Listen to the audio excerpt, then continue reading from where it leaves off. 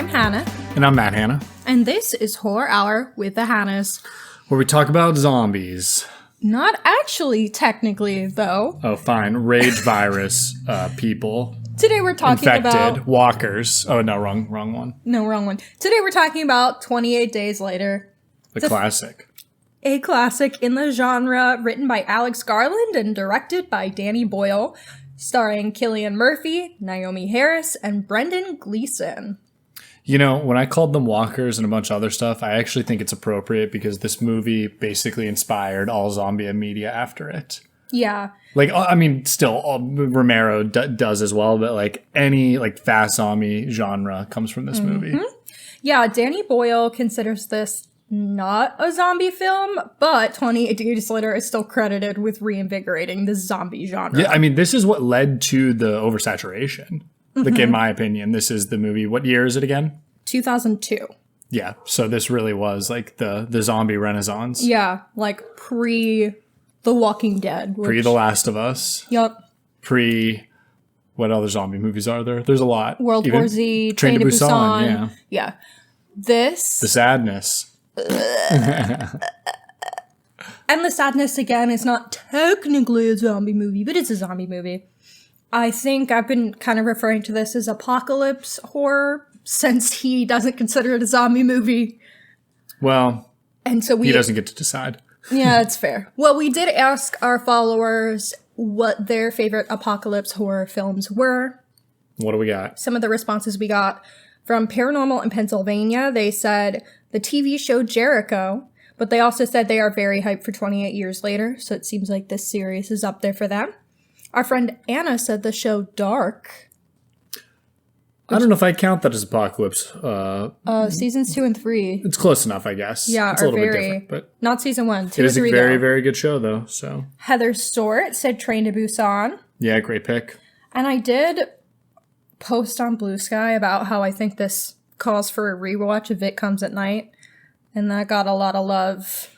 Example from the podcast. I remember Collateral Cinema. I remember really liking that movie, and I don't remember anything that happens in it. So I also don't. So maybe I didn't like it as much as I thought I did.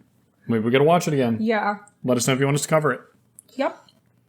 All right. What else do you want to tell me about this movie? Okay. So as we mentioned, Boyle doesn't consider it a zombie movie, and they were written different than the average zombie. This is like the first of the fast zombie, and because they were fast and they needed to be, actually athletic, they actually cast retired athletes. Oh, that's cool. To be all the infected, yeah. That's really fun. The film's early scenes in the bustling parts of London were filmed actually there. The film crew had to close off sections of the street, but for like minutes at a time. They really did not have the space, and they would have to shoot it basically right after dawn. So they didn't have a lot of people. Well, any people. I'm pretty impressed because, like, it does look empty. I was kind of wondering how they managed this. Yep. Recording very early for very small periods of a time. And they say that that's part of why they ended up using the Canon digital video camera. Yeah, basically a hand cam. Yeah. And that's how it looks, too. Because it was small and it was easier to maneuver. Because they needed such brief shots and on like the go. And when I said that it looks like that, like it looks bad, but it's kind of on purpose and it makes it look good. It's more like fuzzy is what I would say. I have some thoughts on that. Oh, okay. Well, we'll get to that then. Yeah. In addition to that, I will add that this is one of the first mainstream films to be shot entirely digitally. So they fucked up. That's pretty cool. Hey, I mean, this movie's still, like, shot very well, though. I know, but you complain how much about digital, my boy. I complain about digital because I think digital made people lazy. I would not call this movie lazy by any means. So, like, therefore, they've earned the right to use digital. I know, I'm just saying it inspired the masses. Yeah, like... Okay, so moving forward, the last major fun fact that I wanted to share is that this film has a bunch of alternate endings. I taught you that before we watched it. And I looked them up to share them with our friends here. So, the DVD extras do have these alternate endings. If you somehow still have this on DVD and a DVD player, you can check it out. Also it was in YouTube, our copy for some reason. That's like that in American copies. Some of the gotcha. credit scenes have one of the original endings in them. So, in one of the alternate endings, Jim dies of his gunshot wound. In another, Jim dreams of the accident that left him in a coma as he dies from his gunshot wounds. And in a more radical departure, and this one was only presented in storyboards, they didn't actually film this. Instead of being killed by soldiers after being infected, Frank, that's Brendan Gleeson, was tied up and Jim undergoes a blood transfusion to save him, Frank. right? Yeah, which is very dramatically different, and I don't like that because I like where it goes instead. Yep. How long ago did you first see this movie? Like when you were younger? No. I think I saw this for the first time in college because I chose to watch it because I'd never seen it. It was like, this is one I need to watch. Yeah, I mean, it did come out when we were I think I've 6, only watched this movie twice. Oh, okay. Yeah, I'm pretty sure I've only watched this movie. This was my second viewing. Well, I have watched this movie once. Yep. I watched it for the first time this year at the ripe old age of 28. Which makes sense. I mean, looking at how much was inspired by it, you've basically seen this movie already like 6 times over. I do think that makes it really interesting to see because I see so many other films coming out of it, which is really cool. Like, I give this movie mad props, but I kind of like some of the media that came out of it better. Yes. And I would say not the same comparison, but like that's something people say about like The Godfather a lot is like obviously that movie has inspired so many other movies and so many people have like riffed on it, stolen scenes, stolen like plot points, even like shots. And it's all inspiration. When I say stolen, it's more inspiration. Yeah. And I think if you go and watch it now, if you've never seen it, you're going to be like, I've seen this before. It's still really, really good though. Yeah. So, and I would say 28 Days Later is still quite a good movie. I mean, hell, how much of what we see is adaptations of Shakespeare or like Greek mythology? Good point. But it is fun. I believe, at least from what I can tell, this was the start of the whole like the humans are the real monster subplot in zombie movies, which is like played to death now and like kind of frustrating. I was going to talk about that a bit later. Cool. And other pieces of media that I kind think of do like, it better. Yeah. The Last of Us does it the best, I would say, of like any media I can think of. This move, like The Last of Us, obviously it's like longer form content and a different type of content. But The Last of Us really takes a lot of the themes and content from this and expands upon it in a way that I think works a lot more. Works better, and like you said, the long form helps because you can really build those relationships. Yes. And like, I also think that both those games, I like both of them, are really good at manipulating you as the player into a certain viewpoint to then kind of rip that out from under you.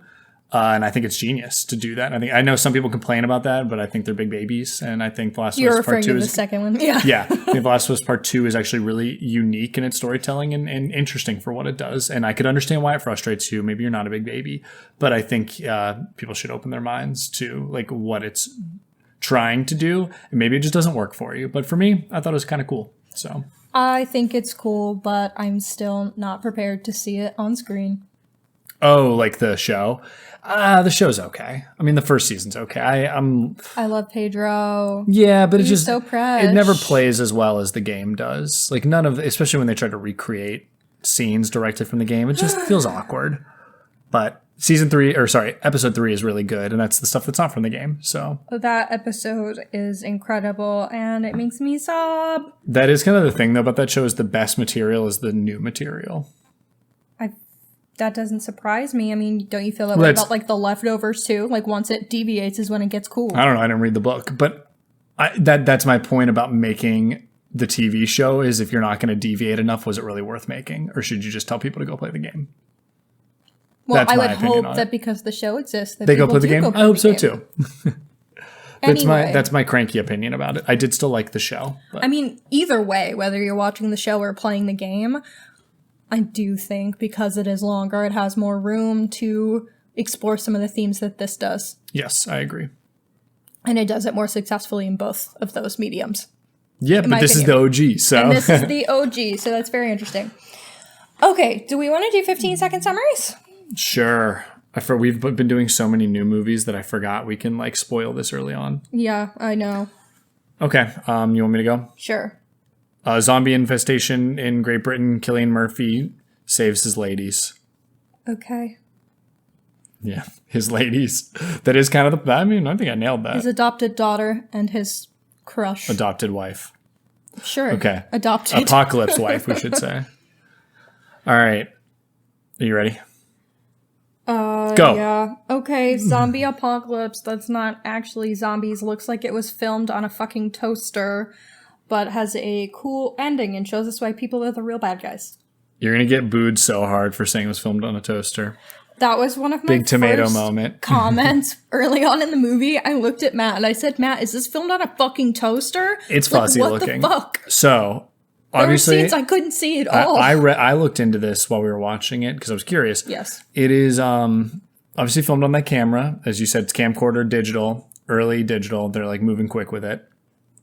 But what I think they were also going for that I read up was a kind of like more realistic, almost documentary feel to it. Yeah. Almost even found footage like, while also not looking as ugly as a found footage movie. And I think using that as, even if that's just an excuse, like that does play. And like there are moments of like it really feels very tangible and like you're there, or like that, like I said, a documentary crew is filming what's happening. And I think that's cool. And I think like aesthetically it works. I also think the movie gets better looking as it goes. Like I think by the time we're at the mansion, I love the way it looks. I agree with that. I think that it fits those scenes the way it's shot really, really well. I think anything in the dark is going to look better when it's fuzzy. Does that make sense? Like, because the lighting already allows the camera to kind of fall off into like negative space. So the fuzziness kind of blends a little bit better, where like full daylight shots can be a little tougher. Yeah. However, I fucking love those shots of him walking around by himself that like zoom out. Come on. They were so fun. They're so cool. The movie's really cool. Like it's really neat looking in general. So I'm not going to complain. You can say it's fuzzy. I like it. It is fuzzy. It is fuzzy. Yeah. I'm just saying I don't think it's fuzzy complimentary. Another compliment I have for this movie is that it hangs dong. Cillian dong. Yeah. So, anyone thirsting over Cillian, go watch this movie. He insisted that any of his nude scenes be filmed on a closed set. My private boy. Makes sense. That's reasonable. I mean, I would too. Yeah, most nude scenes are filmed on closed sets. Yeah, I would but especially for him, like he'd barely done anything. I think Oppenheimer should have hung dong. That's what I'm saying. He was pretty naked in that movie for the most part. He could have done like with that leg cross scene everyone talks about. He could have pulled a Sharon Stone. That'd have been pretty funny. All right, it would have hit pretty hard. You should probably do the plot synopsis. Oh yeah, thank you for just keep talking through. Thank you for you have to remind me. I had already forgotten. Okay, so full plot of this movie: a group of animal rights activists infiltrate a laboratory in Cambridge, which houses highly aggressive chimpanzees. One activist frees a chimpanzee, it attacks her, and she's infected with the rage virus. The virus spreads rapidly across the UK, resulting in total societal collapse. 28 days later, roll credits, bicycle courier Jim, who had a traffic accident and fell into a coma before the outbreak, awakens in St. Thomas Hospital in London to find it deserted. Leaving the hospital, Jim wanders the empty streets of London, discovers newspapers headlining a mass evacuation. Infected living human beings give chase to Jim, but he is rescued by healthy survivors Selena and Mark. At Jim's request, the group travels on foot to his parents' house. There, he learns that they died by suicide. The infected break into the house. Mark is wounded as he fends them off. Before the infection can take hold of Mark, Selena immediately kills him. Selena tells Jim she will not hesitate to kill him in a heartbeat, as well if she suspects he is infected. Spotting a makeshift signal from afar, Jim and Selena make their way up to Balfron Tower. They encounter cab driver Frank and his young daughter Hanna in one of the flats. Frank shows them a military radio broadcast offering them protection and a cure to the virus at a blockade outside Manchester, so the four agree to travel together. The group set out for Manchester in Frank's cab. When they find the blockade deserted, Frank, frustrated, kicks a tall gate on which a dead body is balanced. A drop of blood from the corpse falls into Frank's eye, infecting him. Realizing what is happening, Frank tells Hanna he loves her and pushes her away as he begins to succumb to the virus. Hidden soldiers appear in surrounding vantage points and shoot Frank dead. The soldiers bring Jim, Selena, and Hanna to a heavily fortified mansion under the command of Major Henry West and treat their guests to a tour and a banquet. West takes Jim and shows him Private Mailer, a soldier who had become infected several days earlier. West had Mailer chained up for observation, and Jim asks West if he's learned anything. West has concluded that the infected are incapable of anything other than killing, neglecting even basic survival mechanisms like eating. West states he is now simply waiting to see how long it takes for Mailer to starve to death. However, the sanctuary promised by the soldiers turns out to be a ruse. West reveals to Jim that his broadcast was intended to lure female survivors into sexual slavery. Jim and Sergeant Farrell refuse to go along with the scheme, so West orders them to be shot. Farrell tells Jim he saw a plane in the sky and theorizes that it would be impossible for the infected to escape the UK, so the rest of the world must be unaffected and merely watching the events unfold. Farrell distracts 2 soldiers who shoot Farrell and then argue, allowing Jim to escape. After luring West away from the mansion with a siren and killing a soldier, he returns and frees Private Mailer to infect and kill the remaining soldiers. One attempts to abduct Selena, but Jim kills him with such ferocity that Selena momentarily fears Jim must be infected before kissing him, relieved. Jim, Selena, and Hanna attempt to escape in Frank's cab, but West, who is hidden in the back seat, shoots Jim in the stomach. Hanna retaliates by putting the cab in reverse, allowing Mailer to pull West through the rear window and kill him. Then the trio drive off. Another 28 days later, roll credits, Jim recovers at a remote cottage where the infected are shown to be weakly lying on the roads and dying of starvation as West predicted. As a jet flies overhead, Jim, Cillian, and Hanna unfurl a huge cloth banner spelling the words hello. The 3 survivors wave for the jet and the pilot spots them. Selena then asks Jim, "Do you think he saw us this time?" And he stares off smiling. And that's how our movie ends. I like that it's a hopeful ending after how fucking shit This movie is so bleak. It gets so bleak, but I do think the original endings are more accurate. I think the one with Jim dying in the hospital and going full circle from like waking up to going to sleep in the hospital is probably the best way to do this movie. And I wish that they would have. Test audiences didn't like it, my man. Well, test audiences are idiots. Well, most of the time. Not all the time. I shouldn't say most of the time. It's Always Sunny taught me not to listen to test audiences. I was literally just about to say that when they go to the Thunderbolt test. They were right. About hanging dong? They were right about most of it, I think. So maybe test audiences are right. It depends. Yeah. In this situation, I think it's bleak, but that's like the point. Yeah. Like if we can't always have happy endings. Like thematically, I think it works really well. I think it works but it's well. Bleak. Yeah. Well, now that we've mentioned something about the very ending, I would like to talk about the very beginning a little bit more. I know we already said that it looks so cool with him just like wandering around the empty streets, but I do want to acknowledge how smart it is to have him waking up from a coma 28 days in. I think that's a really smart way to not have to like do the beginning of the pandemic tropes, but it also allows us to learn along with him. Completely agree. It was so good that The Walking Dead completely stole it. Did they? I never watched The Walking Dead. That's how the show starts, yeah. Oh, what the fuck? It's like the main character wakes up in the hospital. No. No, entirely. That's how the That's pilot is. So copycat. Yeah, it's almost identical. I hope they wrote in the credit sequence of the first episode, inspired by. However, The Walking Dead is based on a comic, and I don't know what year it came out. So. Oh, I don't know. Maybe Alex Garland stole That would be pretty that. crazy. Whomst is to say. But either way, I agree with you that it's really good. Like I said, there's a reason it's been used more. Actually, so I had to look up 2003 is when the Walking Dead comic came out. Holy shit, so they would have copied right on top of each other. Unless the comic starts differently. I don't know. Who is to say? No, it's the same. He awakens from a coma. Oh my goodness. They just straight up stole from Alex Garland and Danny Boyle. Yep. Speaking of Alex Garland. It's crazy that it's him, right? Sorry to interrupt. It is crazy that it's him.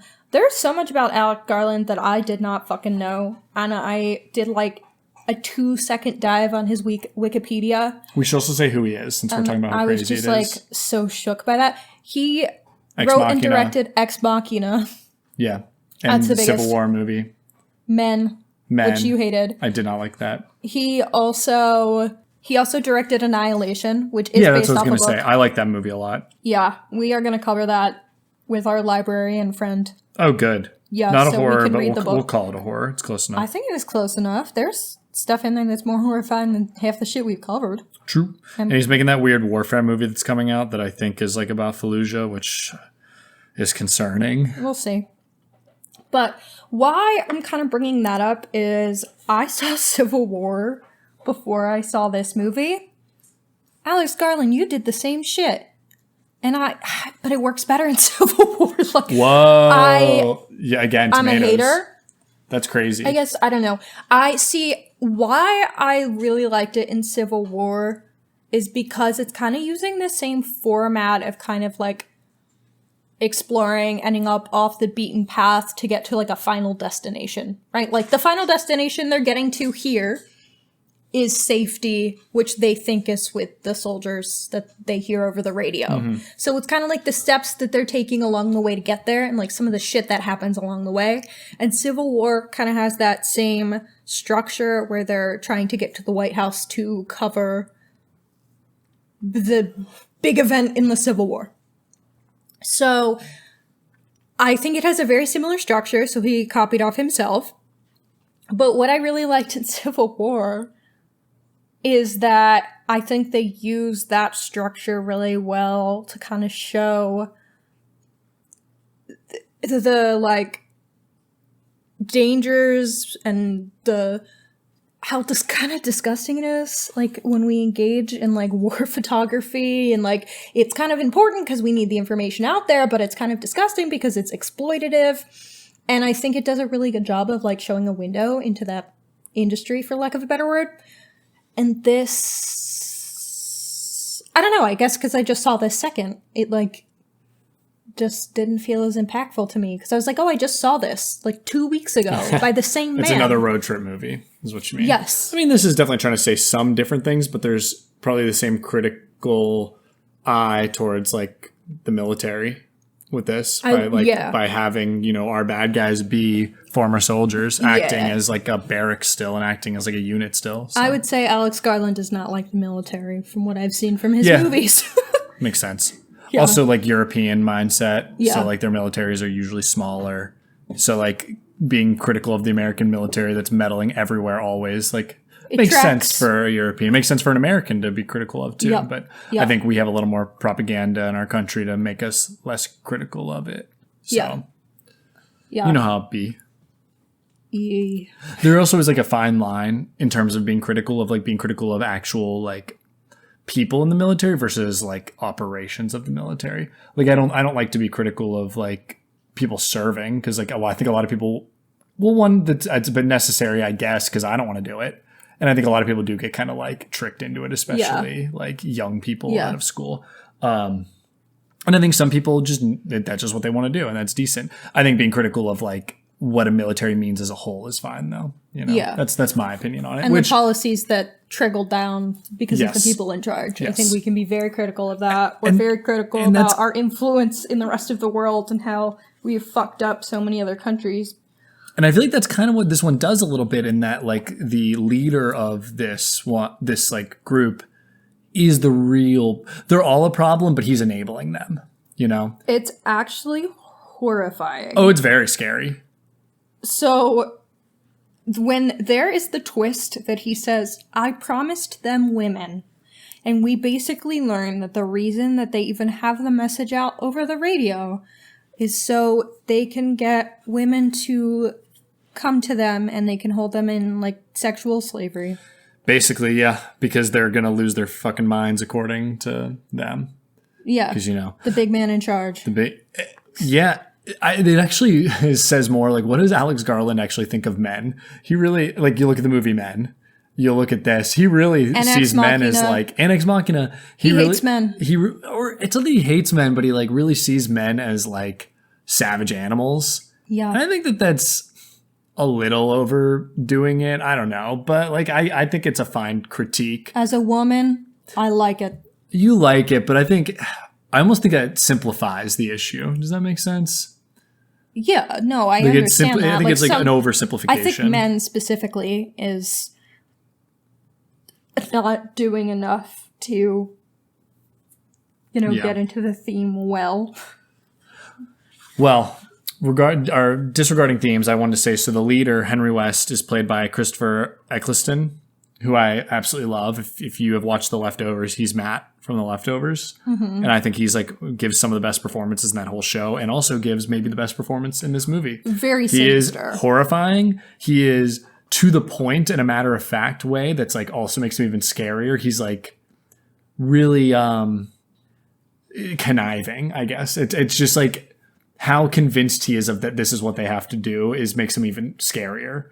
It's like, Yeah. because he doesn't come across as like a cartoonish bad guy. He seems very sane in all of his decisions, which until the switch flips and he admits, what I they promised did. them women, direct quote. But even then, he's like, seems fully bought in. He buys into his own idea, yeah. And like, that makes him, I think, even scarier. And he's great. I just really like this actor. And I didn't realize back in the day that, like, while watching The Leftovers, I forgot he was in 28 Days Later. And I'm like, oh, holy shit. That's Matt from The Leftovers. Yeah. I've never seen him in anything. He's great. I will say, across the board, performances in this are really fun. It's kind of awesome that Brendan Gleeson's in this movie. Yeah, for people who don't know who Brendan Gleeson is, he's Mad-Eye Moody in Harry Potter. He's a lot more than Mad-Eye Moody. I know, but a lot of the youth he is very that famous. listen to this, In Bruges, The Banshees of Inisherin. I know. Come on. Yes, his son is Domhnall Gleeson, who's also in Harry Potter. Who's also in another one of Alex Garland's movies, Ex Machina. Yep. Domhnall Gleeson, Brendan Gleeson's just very famous. That's why when... I know, but like, I think a lot Everyone of people that Moody. I know would only know him as Mad-Eye Moody, so that's why I'm putting it out there. Okay, fine. For the people who aren't like Wikipedia stalkers like we are. And then outside of that, you also have Cillian Murphy, obviously, like a treat. And this is one of his earlier movies. Cillian Murphy. And they said this is one of his early movies, and you can kind of already see that spark. And then you have Naomi Harris, who like isn't as big, but like was Moneypenny in the most recent James Bond movies, and like I thought does a really good job in this. I think she's a scene stealer in this. Yeah, like she is commanding, and her screams are really good, and like her anger is really good in these movies. I like it. I mean, the second she just hacks that dude up at the beginning, I think her emotions throughout the film are really palpable. I said screams. I should have just said emotions. That would be I was having trouble with my English. Yeah, that's okay. Me too. Yeah, I think she has a character arc that I wouldn't say that everyone in this movie does. Like, I think she has the most defined character arc of anybody, because at first she says, like, pretty much all I can expect to do is stay alive. Like, I basically don't care if every day is enjoyable, because it's not going to be. I'm just here to stay alive. And Cillian's character, Jim, is like, that's not worth it. Like, what is the point of living then? And so she later comes to terms with that and says, I was wrong when I said staying alive is as good as it gets. Because she realized that even people like Frank and his daughter, Hanna, right? That was her name? They're able to find enjoyment in this apocalypse because they still have each other. And then she learns that her and Jim, like, by having each other and their own, like, found family unit of the four of them, and then, you know, later the three of them, that she can find, that like, she some can still happiness. find some happiness, even in the darkest of times. Yeah, I guess that's another kind of... We're hitting a lot of themes earlier, but I guess this is kind of richer in themes than I thought. I think the themes are what I like about it. Yeah. So that's kind of why I'm bringing them up. No, understood. And yeah, you're right. She does have that arc. And I have to just say, that arc would hit so much harder if they had the gall to kill Cillian off. Yeah. Which is like what he wanted to do. And I think all of that is driven home so much more because she finds this thing, finds the happiness, and then has it ripped away because this is a cruel fucking world. And like, and it's cruel because of other people, right? Yes. That it's cruel. And that like all pulls together of like the cruelty of man, the like finding happiness and then having it taken away, not by the circumstances of the zombies, but by man itself. And like that works so well. So, I mean, even the virus is product of man, right? It's created by people trying to do the right thing by, you know, freeing chimpanzees without like, I guess, thinking beyond that, immediately unleash it on the UK. And so it's like very much from the very beginning of this movie, it's people are kind of the issue. Yep. And I even think what it does, something like it, comparing to the sadness, it kind of has the idea that like all people maybe have this rage inside of them and the virus has unlocked it. Right. And now it's like they already had rage instincts. So it is people's rage once again, but it's better than the sadness because they're not just going around like raping people's eyeballs. Like in the sadness, it just like feels a little more subdued. Yeah, which I think is getting the point across more successfully, in my opinion. We don't need all of the graphic nature that is the sadness, but that episode is out and you can listen to that. Yes, so please do.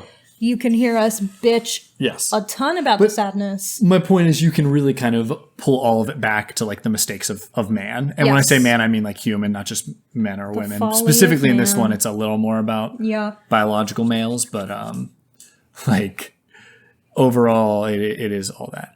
And that's fine. That's a good way to do it. I think that's at the time a big change in what the themes of zombie movies were though. Because I think previously to that, zombies are about death. Mm-hmm. And this is not a movie about death, really. Yeah, so. It's very dramatically different than, a zombie movie we've already covered. Yeah, Night of the Living Dead, which I love. Yeah. And I'm sorry, Night of the Living Dead is still better than 28 Days Later. Well, yeah. It just is. Yeah. But I think it is, and I'll ask you, like, these are two very different... This is the split in zombie movies. I personally still prefer slow zombies. I love the themes of death and slow zombies. I think slow zombies are scarier because I think that having the ability to win against them, but being overwhelmed, like ends you is much scarier than like you're basically fighting another person. Like, you know what I mean? With fast zombies, it's just like other people, but they're more aggressive.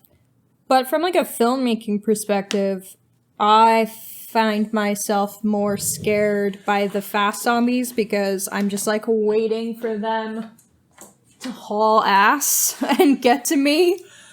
Like the scene that was, I think, the most tense in this movie was the tunnel, when they're in the tunnel, and they're fixing the tire, and they know that some of them are running towards them, and they're trying to get it done as fast as possible, and you don't know if they're gonna make it or if they're gonna get hurt or whatever. That I found so tense, and it's because they fast. I completely agree with you. However, I find almost all of Night of the Living Dead to be tense because the threat is basically like never ending. It's not leaving them. It's like a constant pursuit, even if it's a slow pursuit. Kind of like what I think a movie like It Follows does later. Yeah. The idea of like this constant pursuit at a slow pace is just scary. Mm-hmm. I think it works better for my brain.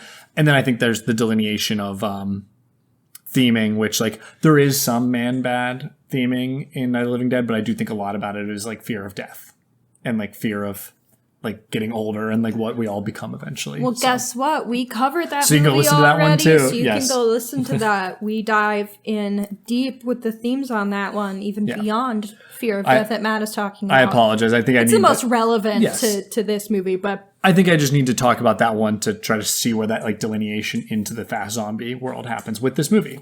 Mm-hmm. So, but then you end up with awesome movies like Train to Busan because of this. So, which have completely different themes outside of all of this, really.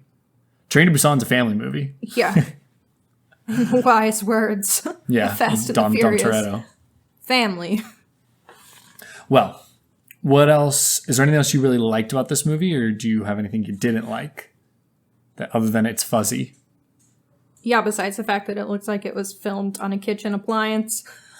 Yeah, I guess because I hadn't seen it, I was very surprised with, like we said, the road trip format, but I do like the formatting for the theming that is related to Naomi Harris's character, like we discussed already. Okay. I was also really surprised that the end sequence, like I didn't think that them being at the... I guess all my issues are not like issues. They're just like, I was surprised by this and maybe not what I expected, so I didn't know how to process it. Well, it is a very self-contained movie. So I think if you were going in expecting like World War Z, like that's not what this is. It's not what it is. This wants to tell a singular, small-scale story, and I feel like that's what makes it really work. And I don't know if I expected that. Yeah. So I think that was kind of the thing. I think once they get to the military compound, I did not expect them to be there for so long and for the story to basically end there. That is the movie. That's like what the story the movie wants to tell. I was really surprised because with that being the story that the movie genuinely wants to tell, the fact that it gets to it so late in the movie was kind of surprising to me. Yeah. Too. Yeah, it's just a really interesting writing it's choice. Odd. It's definitely odd. I think it works. It definitely works. It is just different. It's just weird. Yeah. So I will say this isn't really a dislike, but I still kind of see this movie as like the prototype. It's quite good, and I think it does a lot of things well, but I think what you said earlier was it walked so some other media could run. Yeah. It also walked so that some other media could crawl and die slowly. Yeah. You know, that's the issue, is it like it inspired the good, it inspired the bad. And that's why it's like worth being talked about. But I do agree with you when we talked about something like The Last of Us, like taking some of these themes and I think making them even better. Yeah. Or even, like I said, a Train to Busan style, taking stuff like this and making it better. And So I do think that both of those medias are better. But that's okay. but it's tough because this movie's still really cool looking. It's bleak as hell, which I love. Yeah, I do love how bleak it is. But then there are those moments where it is happy and then it just gets ripped away from you. Yes, I love that. And I will say, I haven't seen 28 Weeks Later. We plan to watch it. If this episode does well, we'll cover it. But because we plan to watch 28 Years as well. Yeah. And from what I remember of like just knowing about 28 Weeks is that gets a little bit of a bigger scale. Like from this first one, which like, so this is the very self-contained, and now we're kind of moving into something more, which is also kind of similar to what Romero did with Night of the Living Dead and to Dawn of the Dead and to Day of the Dead. So we got to get a little bigger with each one. Well, like I said, I don't have too much to complain about other than, you know, it's fine. It's not like it was groundbreaking for the time. Nowadays it seems kind of run of the mill, but it just like it wasn't, and it's still better than most. On the bell curve, it's above average. Yeah, I think that's what makes it hard when you've seen all of the media that comes from something, and then you see that thing, like you said earlier, it just feels like, oh, I've seen this before. You've seen, yeah. It just makes it so hard for me to process it. Yep. So I'm doing a really bad job talking about it, honestly. Well, let's talk we mostly hit all the themes. Is there anything else you're missing? People are the real monster. There's more to life than just living. Men can be shit. Violence against women, bad. You know, let's talk about the men can be shit, though, because Cillian Murphy is like the Chad good guy. Like, he goes and saves the women from sexual slavery. So, like, is it... I don't think he is saying, like, all men suck with this, because clearly, like, Cillian is a good guy.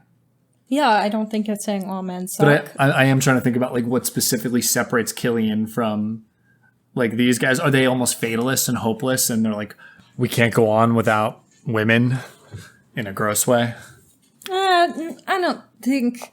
If anything, that would be he's saying that a lot of, I guess, well, a lot of men have trouble controlling like their id or like their desires. Their impulsivity, their desires that are maybe not fully acceptable, or just in general. But I think perhaps it's doing more about like gender norms. Like when you think about it, Naomi's character, I think Selena, we've just been calling her Naomi's character.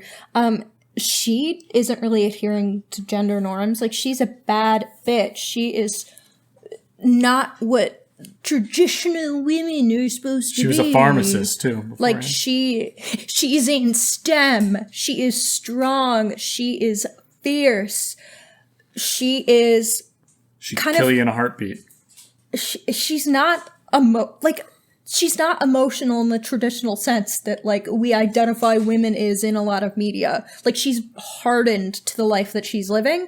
And Jim, on the other hand, isn't really adhering to, I guess, traditional masculine norms because he isn't. Oh, he's kind of soft. Yeah. He's kind of soft. He's been asleep for 28 days. He's in touch with his emotions, his feelings, and he wants to live by those and abide by those. And he's not willing to use violence in the beginning. He's not willing to do those things. And he's the one that kind of does teach her that she can be happy again, even in this like brutal society. Yeah. Versus all of the men that we have there are the men that are adhering in traditional gender roles and also being, you know, pigs and pieces of shit. Yeah. So I do think that could be a piece of it. Makes sense to me. Well, you want to talk about favorite scenes? Yeah. Okay, I have mine. I'm just I don't know if it's actually my favorite, but I need to shout this scene out. Okay, go. When they get to the blockade and Brendan Gleeson's character, Frank, is freaking out over it being a lie, and he like led them there, and they've like had this all nice time together, all of them, and then he kicks a thing and one blood drop perfectly falls in his eye and like instantly infects him. That is the cruelest, like bleakest, meanest thing this movie could do, and I love it. I think it is so fucked up. And it was something that completely stuck in my head after first viewing. And I was excited to see it again. Yeah, that was fucked up. It's very much like you can do everything perfectly, but sometimes that shit is just not enough because life doesn't really give a shit. Life is unpredictable. Right in the eye, too. I do like how quick, if you're going to do fast zombies, also make the transition quick. Like, it's just seconds that they're infected. Oh, yeah. Like, that was really stressful, too. And I think they do a really good job with the emotion in that scene with him. Like, he fully recognizes what's about to happen and that it's going to happen fast, and he still needs that moment to say goodbye to his daughter. It's very sad. It's so sad. I would say my favorite sequence, and it's not like an original thought. I think it's really cool. The whole end sequence when Cillian, not end, but when he breaks into the when he's base, like running around shirtless and barefoot. and then he lets the zombie in, and then it starts tearing fucking everyone people up Yeah. and changing people, and then I How thought that quickly scene is those so good. tough military men fall apart into little babies was very entertaining to me. Yeah, and they all deserved it. So They did. They all did. I thought that scene. I mean, scene. It's a very long segment, but I thought that was really well done and stressful and fun. Yeah, it's all good. I agree. Good Yeah. pick. All right, I think we just got to rate it. That's all we got left. Short episode, but that's okay. We've had some long ones recently. Okay. I got mine. Okay. Yeah. I'm you giving go. it a 7 out of 10. Okay. It's quite good, but it's the prototype. Yeah, I feel good about a 7 out of 10. Yeah, because I can fully recognize its creativity and how it's been used to, like, improve media moving forward. It was really cool and original, and I did like that. Good So pick. it'd be, like, fucked up to not, I feel like, It's reward one of it those for that, important. You know? It's like what a more modern classic in a lot of ways. Yeah. So Yeah, it's definitely a cult classic. Maybe not cult is it's even, getting another like, sequel. How many years later? 28 years later. It's not. I I know. wish it was. Yeah, That if would they be pulled so a funny Lynch and waited. if they just 28 waited 5 years. more years. No. They gotta cash in on the zombie craze now. The zombie craze is almost gone. All right. I feel like we haven't gotten much zombie media lately. You're right. And it's could have waited 5 years. You know, it's funny. We could blame this movie though, because this movie is what created the absolute like rise to an obnoxious level of zombie media, and now we're falling. So now 28 years later comes gonna back bring to it complete back? the cycle or send us on a new cycle. Yeah, I think it's gonna send us on Oh a new my cycle. lord! Last of Us Part 3 at some point. Ooh. Yeah. All right. Well, that's all I got. Yeah. Watch this movie. It's kind of an important one. If you like zombie movies, like this is one you got to see. Yeah. It's like a Night of the Living Dead. Don't You hate gotta me see too 'em. much for having criticism. Oh, I mean, I gave it a 7 still too, but Yeah. you criticized and gave a 7, so Yeah. we're on the same page. All right. Well, I'm Matt Hanna. I'm Hannah. This is Horror Hour with the Hannas. Thank you for listening. We will check you next time. Like, subscribe, all that bullshit. Thanks. Thank you for listening to Horror Hour with the Hannas. Make sure to listen to future episodes on Spotify, Apple Podcasts, Amazon Music, or wherever else you can find podcasts. You can also find us on YouTube, where we post episodes and shorts. You can follow us at Horror Hour with the Hannas on TikTok and Instagram, as well as at Horror Hour on Blue Sky for more content. If you like the podcast, please follow and leave a review on your favorite podcasting app. Happy hauntings!